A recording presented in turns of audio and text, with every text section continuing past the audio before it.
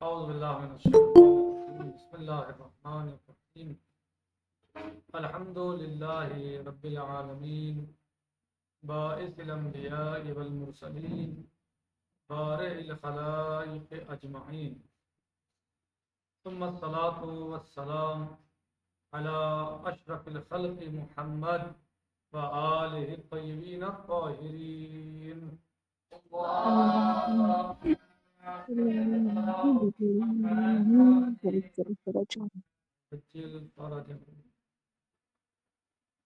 آج ہم کتاب اصول عقائد میں توحید کا دوسرا درس پڑھنے جا رہے ہیں کہ جو استاد العلماء شیخ مکارم شیرازی حفظ اللہ جو صاحب کتاب ہیں انہوں نے اس کو اس طریقے سے مرتب کیا ہے کہ جیسے بتایا تھا کہ ہر اصل کے 10 درس سے ہم نے بنائے ہیں اور ہر اصل کو 10 درس میں بیان کیا ہے۔ تو ہماری بحث چل رہی ہے توحید میں۔ سب سے پہلی بحث کیا ہے؟ توحید۔ تو ہماری بحث توحید میں ہے۔ تو اس درس کا عنوان ہے دوسرے سبق کا ہماری روزمرہ زندگی میں خدا کے وجود کی نشانیاں۔ جو ہماری روزمرہ کی زندگی ہے، جو روزانہ ہم زندگی گزار رہے ہیں، اس زندگی میں اللہ عز و جل کے وجود کی نشانیاں پائی جاتی ہیں۔ ٹھیک، اس زندگی میں اللہ عز و جل کے وجود کی نشانیاں موجود ہیں، پائی جاتی ہیں۔ نمبر 1، خدا کی معرفت اور علوم کی ترقی۔ اللہ عز و جل کی معرفت اور علوم کی ترقی۔ فرض کیجئے آپ کا ایک دوست سفر سے واپس آتا ہے اور آپ کے لیے کتاب بطور تحفہ لاتا ہے اور کہتا ہے کہ کتاب نہایت اعلیٰ درجے کی تحریر ہے، کیونکہ اس کا مصنف جو ہے بہت بڑا عالم، صاحب مطالعہ، باریک بین، ماہر اور اپنے فن میں نابغہ اور کامل استاد ہے۔ یہ کون کہہ رہا ہے؟ کون بتا رہا ہے؟ جو شخص کتاب لے کے آیا ہے آپ کے لیے تحفے کے طور پر، جو کہیں باہر سفر پر گیا ہوا تھا اور وہ واپسی میں آپ کے لیے کتاب لایا ہے۔ جب آپ کے دوست یا آپ کے بھائی بہن یا اور دیگر قریبی رشتے دار یا دوست سفر پر جاتے ہیں کہیں تو کچھ نہ کچھ تحفے لے کے آتے ہیں۔ تو یہ جو آپ کا دوست گیا کہیں باہر تو یہ آپ کے لیے تحفہ کتاب لے جائے۔ اب پتہ نہیں آپ کو کتاب کا تحفہ کتنا پسند ہے کتنا نہیں، یہ تو آپ ہی کے اوپر ہے۔ لیکن پہلے جو طلباء ہوتے تھے، علماء ہوتے تھے، وہ تو کتاب سے بہت محبت کرتے تھے، کتاب ان کی جان ہوتی تھی، صحیح، تو بہترین تحفہ مانتے تھے۔ ظاہر ہے کہ ہمیں بھی آج علم کی ضرورت ہے، علم کی حاجت ہے، تو علم بغیر کتاب میں تھوڑا ملے گا۔ کتاب میں علم ہوتا ہے، تو جتنی ہم کتابیں پڑھیں گے، مطالعہ کریں گے، جتنا ہم کتابوں کو دیکھیں گے، اتنا ہی جو ہے وہ ہمارا علم آگے بڑھے گا اور علم میں اضافہ ہوگا، اور جتنا ہمارا مطالعہ وسیع ہوگا اتنا علم میں وسعت آئے گی۔ جتنی اچھی اچھی کتابیں پڑھیں گے اتنے ہی زیادہ ہمارا علم بڑھے گا اور اس کا وزن بڑھے گا اور ہمارا علم جو ہے وہ آگے ہوگا، آگے پہنچے گا۔ ٹھیک ہے، تو یہ جو ہے یہ آپ کا دوست ایک کتاب لے کے آتا ہے تحفے کے طور پر اور کہتا ہے کہ یہ کتاب جو میں آپ کے لیے لایا ہوں جناب، ہاں، یہ کتاب نہایت اعلیٰ درجے کی تحریر ہے، بہترین تحریر ہے۔ کیوں؟ کیونکہ اس کا مصنف بہت بڑا عالم، صاحب مطالعہ، باریک بین، ماہر اور اپنے فن میں نابغہ اور کامل استاد ہے۔ یقیناً آپ اس کتاب کا سرسری مطالعہ نہیں کریں گے۔ کیوں؟ کیونکہ کتاب جو آپ کا دوست لایا ہے اس نے صاحب کتاب کے بارے میں آپ کو بتا دیا۔ جیسے کہ آپ اس وقت کی کتاب پڑھ رہے ہیں، اس کتاب کے لکھنے والے کون ہیں؟ عظیم ترین انسان، مرجع وقت، مجتہد فقیر، آیت اللہ العظمیٰ، آیت اللہ العظمیٰ، شیخ ناصر مکارم شیرازی حفظہ اللہ، یعنی یہ خود ایک عظیم شخصیت کے حامل، یعنی عظیم شخصیت کے حامل ہے۔ اور عظیم شخصیت ہیں، عظیم انسان ہیں، ہاں، مجتہد مرجع. تو اگر آپ اس کی کتاب پڑھ رہے ہیں تو آپ کو یہ کتاب یعنی سرسری طور پر نہیں پڑھنی چاہیے. اور یہ آپ کی خوش قسمتی ہے، آپ کی خوش نصیبی ہے کہ آپ ایک ایسے عظیم انسان کی کتاب پڑھ رہے ہیں جو اپنے وقت کا مجتہد بھی ہے، مرجع بھی ہے، بہترین مصنف بھی ہے، مؤلف بھی ہے، محقق بھی ہے، بہترین قابل شخصیت کا. تو اب آپ اس کتاب کو سرسری طور پر نہیں پڑھ سکتے، بلکہ آپ کے لیے ضروری ہے کہ اس کا دقیق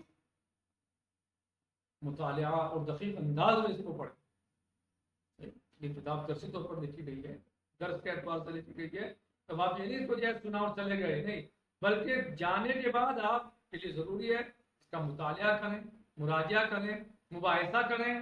آنے سے پہلے آنے والے سبق جو ہونے والا سبق ہے اس کو دیکھ کے آئیں، تھوڑا بہت مطالعہ کر کے آئیں. صحیح.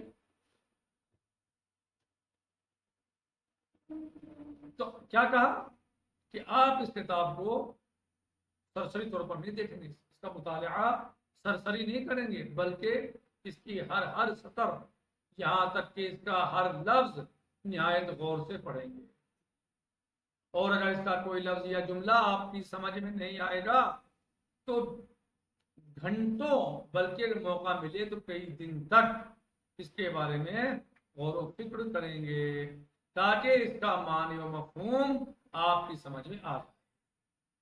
کیونکہ اس کتاب کا مصنف کوئی معمولی آدمی نہیں ہے، بلکہ ایک عظیم دانشور ہے کہ جس کا لکھا ہوا ایک جملہ بھی بے معنی نہیں ہوگا، جس کا لکھا ہوا ایک جملہ بھی بے معنی نہیں ہوگا، کیونکہ وہ عظیم دانشور ہے، عظیم شخصیت ہے، پڑھی لکھی شخصیت ہے، پڑھا لکھا انسان ہے، ماہر ترین انسان ہے. تو اب اس کا کوئی جملہ یا کوئی لفظ بھی بے معنی یا بے مطلب یا بے مفہوم نہیں ہوگا، بلکہ وہ اپنے ذمہ میں ہر جملہ، ہر لفظ اپنے ذمہ میں معنی اور مفہوم کو لیے ہوئے ہوں.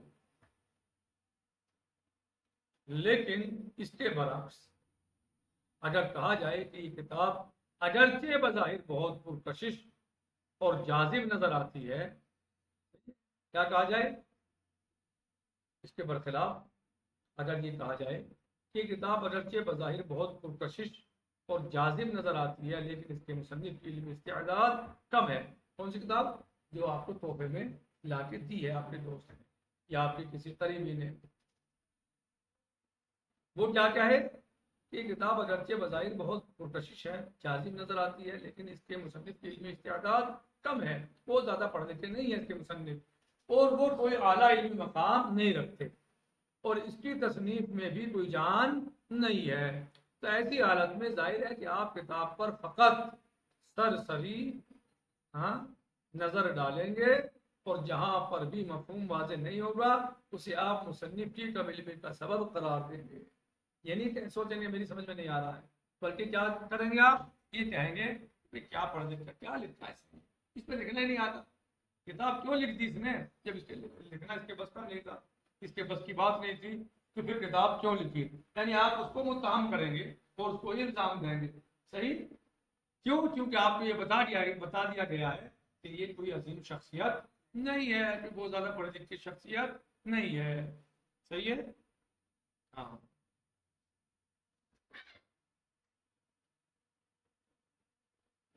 آپ سرسری نظر ڈالیں گے اور جہاں پر بھی مفہوم واضح نہیں ہوگا اسے آپ مصنف کی کم علمی کا سبب قرار دیں گے اور اس کتاب کے مطالعے کو وقت کا ضیاع قرار دیں گے. کیا؟ تضیع اوقات قرار دیں گے کہ وقت کو ضائع کر رہے ہیں، کوئی فائدہ نہیں ہے اس کو پڑھنے سے، اس کے پڑھنے سے وقت ضائع ہوتا ہے. ہاں، اس میں کوئی علمی چیز نہیں ہے، اس میں کوئی کمال نہیں ہے. یہ کائنات بھی ایک بڑی کتاب کی طرح کہہ رہے ہیں صاحب کتاب استاد ایت اللہ العظمہ مکارم شرازی. کیا فرما رہے ہیں؟ یہ کائنات بھی ایک بڑی کتاب کی طرح ہے جو آپ کے سامنے کھلی ہوئی ہے، آپ کے سامنے موجود ہے، آپ کی نگاہوں کے سامنے ہیں، آپ اسے دیکھ رہے ہیں، ملاحظہ فرما رہے ہیں. ہاں، ایک بڑی کتاب کی طرح ہے، اور اس کائنات کا ہر موجود اس عظیم کتاب کے ایک کلمے یا جملے کو تشکیل دیتا ہے. ہاں، ایک خدا پرست انسان کے نقطۂ نظر سے جہان کا ذرہ ذرہ ہمیں غور و فکر کی دعوت دیتا ہے. کیا دیتا ہے؟ غور و فکر کی دعوت دیتا ہے، کائنات کا ذرہ ہمیں متوجہ کرتا ہے، ہاں، اور دعوت دیتا ہے کہ غور و فکر کرو۔ ایک با ایمان انسان خدا پرستی کے نور کی نورانیت میں تخلیق کے اسرار و رموز کو سمجھنے کے لیے خاص جستجو کے ساتھ مطالعہ کرتا ہے۔ ایک با ایمان انسان، جو انسان با ایمان ہے، جو ایمان رکھتا ہے، ایمان جس کے یہاں پایا جاتا ہے، جب وہ کائنات کی چیزوں کو دیکھتا ہے، اس دنیا کو دیکھتا ہے، مخلوق کو دیکھتا ہے، اللہ کی خلقت کو دیکھتا ہے، تخلیق کو دیکھتا ہے، ہاں، اس تخلیق کا جب مطالعہ کرتا ہے تو کہہ رہے ہیں کہ خدا پرستی، با ایمان انسان خدا پرستی کے نور کی نورانیت میں تخلیق کے اسرار و رموز کو سمجھنے کے لیے خاص جستجو کے ساتھ مطالعہ کرتا ہے، اور یہی چیز سائنس اور انسانی علوم کی ترقی میں مددگار ثابت ہوتی ہے۔ انسان غور و خوض کے ساتھ اسے دیکھے گا، غور و خوض کے ساتھ اس کا مطالعہ کرے گا، اسے پڑھے گا، اسے سمجھنے کی کوشش کرے گا، تو ظاہر ہے اس کے علم میں اضافہ ہوگا، اور وہ اس میں فوج میں لگ جائے گا کہ یہ چیز کیسے بنی، کس طرح بنی، ہاں، کیسے بنی، کیسے وجود میں آئی، اور کتنی اچھی ہے، کتنی بہترین ہے۔ صحیح، کیا ہوگا نتیجہ؟ یہی چیز سائنس اور انسانی علوم کی ترقی میں مددگار ثابت ہوتی ہے، کیونکہ وہ جانتا ہے کہ اس مشینری کا خالق لامتناہی علم و قدرت کا مالک ہے۔ لامتناہی یعنی ایسا علم و قدرت جو تمام نہ ہو، جس کو انتہا نہ ہو، جس کی انتہا نہ ہو۔ اللہ عز و جل کا علم و قدرت ختم ہونے والا نہیں ہے، اس کی کوئی انتہا ہے نہیں، اس کی کوئی انتہا نہیں ہے، اس کی کوئی حد نہیں ہے، وہ حد کے اندر محدود نہیں ہے، لامحدود ہے، اور اس کے ہر کام میں حکمت و فلسفہ مضمر ہے، یعنی پوشیدہ ہے۔ کہہ رہے ہیں کہ اور اس کے ہر کام میں حکمت و فلسفہ مضمر ہے، اسی لیے وہ بہت باریک بینی کے ساتھ مطالعہ کرتا ہے۔ وہ جانتا ہے کہ اس کا کوئی کام حکمت سے خالی نہیں ہے۔ تو انسان جو با ایمان انسان ہے، اس کائنات کا مطالعہ باریک بینی یعنی گہری نظر کے ساتھ کرتا ہے، اور نہایت گہرائی کے ساتھ غور و فکر کرتا ہے، تاکہ قدرت کے اسرار و رموز کو بہتر طریقے سے سمجھ سکے۔ لیکن ایک عام مادہ پرست انسان، جو عام دنیا پرست انسان ہے، جسے اللہ کے وجود کا اقرار ہی نہیں، جو اللہ کو ماننا ہی نہیں چاہتا، ہاں، انسان میں تخلیق کے اسرار رموز کو سمجھنے، اس کا مطالعہ کرنے کا جذبہ نہیں ہوتا، کیونکہ وہ ان چیزوں کا خالق بے حس و حرکت مادے کو سمجھتا ہے۔ کسے سمجھتا ہے؟ بے حس اور بے حرکت مادے کو سمجھتا ہے۔ اور اگر ہمیں سائنسی علوم کے انکشاف کرنے والے دانشوروں کی ان کی صف میں کھڑا بعض مادہ پرست دکھائی دیتے ہیں، ہاں، اگر ہمیں سائنسی علوم کے انکشاف کرنے والے دانشوروں کی صف میں بعض مادہ پرست دکھائی دیتے ہیں، تو اس کی وجہ یہ ہے کہ غالباً وہ خدا کے تو قائل ہیں، البتہ اس کا نام انہوں نے مادہ رکھ دیا ہے، یعنی وہ مادہ کہتے ہیں اسے، کیونکہ مادے کے کاموں میں وہ نظم و ضبط اور منصوبہ بندی کے قائل ہیں۔